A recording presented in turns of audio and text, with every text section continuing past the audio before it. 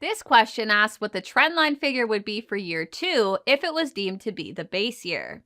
There are 3 nuggets of knowledge that will help you answer this question correctly. Nugget number 1. Know the purpose that a trend line serves.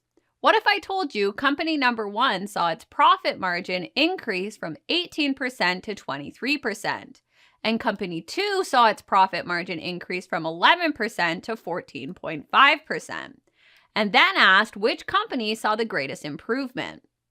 It's difficult to answer just by eyeballing it, but by creating a trend line for both companies, it becomes a lot clearer.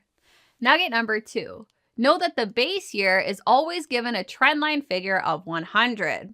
Let's circle back to the question for a moment. It says that year 2 is the base year, so it will have a trendline figure of 100.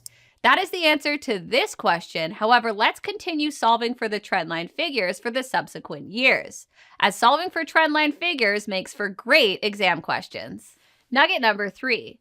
To calculate the trendline figure for subsequent years, we divide the profit margin from that year into the profit margin from year 2, which is the base year, and then multiply by 100.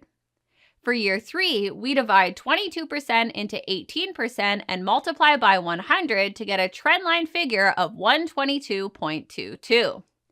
For year 4, we divide 19% into 18% and multiply by 100 to get a trendline figure of 105.55.